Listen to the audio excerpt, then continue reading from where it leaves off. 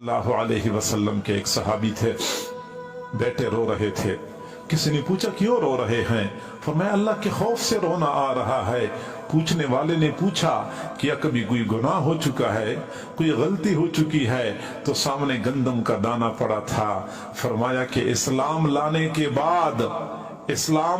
के बाद कभी इस गंदम के दाने के बराबर भी कोई गुनाह नहीं किया है, लेकिन फिर भी अल्लाह की बेनियाजी से मुझे डर लगता है।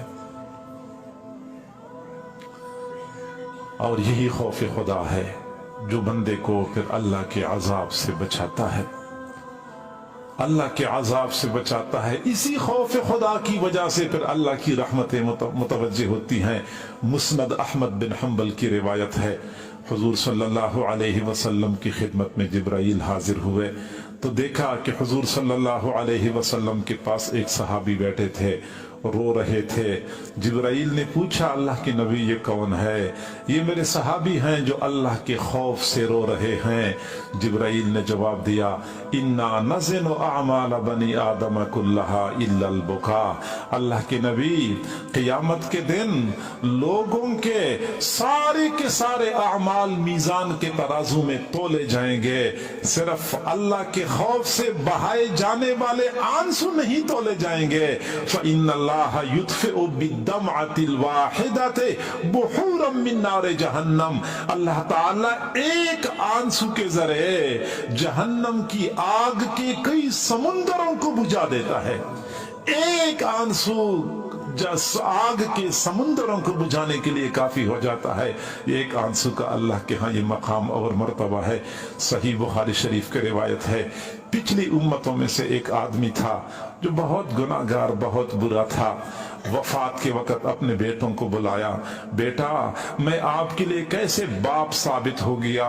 बेटों ने कहा अब्बा जान आप हमारे लिए बहुत अच्छे बाप साबित हो गए, आपने हमारे लिए बहुत मेहनती की, बहुत आपने हम पर एहसानात किए हैं और हमारे लिए बहुत कुछ जमा किया है। तब वालिद ने कहा कि बेटा मैंने आप लोगों की दुनिया तो बना दी है, लेकिन अपनी आखिरत बर्बाद कर बैठा हूँ। मैंने मर जाना है, मैंने अल्लाह के पास जाना है। मुझे डर लगता है कि अगर अल्लाह ने मुझे दोबारा जिंदा किया मुझे वो अजाब देगा कि वो अजाब दुनिया में किसी को नहीं देगा। मेरे बेटो मेरी वसीयत सुन लो कि जब मैं मर जाऊं तो मुझे कब्रिस्तान में दफन न करो, बल्कि मेरे जिस्म को जला दो, अच्छी तरह राख बन जाए, उस राख को अच्छी तरह पीस के नरम कर दो, फिर आधी राख समुंदर में बखेर दो ताकि समुंदर की लहरों के साथ दुनिया के कोने कोने में फैल जाए। आधी राख तेज हवा के सामने सहराओं में उड़ा दो ताकि हवा के झोंकों के साथ सहरा के जर्रे जर्रे में ये रेत मिल जाए, ताकि अल्लाह मुझे दोबारा पैदा न करे।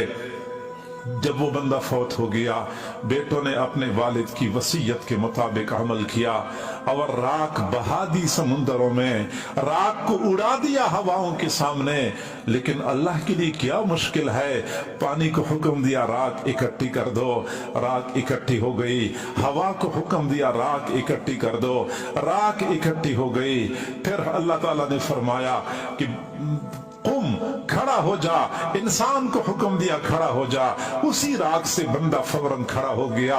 फरमाया मेरे बंदे तूने ये वसीयत क्यों की थी कि मुझे जला दो, मुझे दफनाना नहीं है? उस बंदे ने कहा मिन खशियते का या रब्बे, आए रब तेरे खौफ से मैंने ये वसीयत की थी ताकि मुझे आप अजाब न दें। अल्लाह रब्बुल इज्जत ने फरमाया कि अच्छा तेरे दिल में मेरा खौफ मौजूद था? जी हाँ खौफ मौजूद था।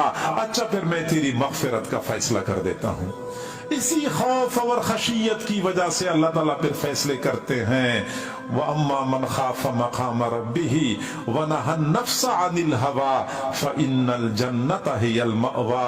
जो बंदा अपने रब के सामने खड़ा होने से डरा, ये मामला बंदे के हर वक्त मद्देनजर रहना चाहिए कि मैंने अल्लाह के सामने खड़ा होना है, उस वक्त हिसाब देना है।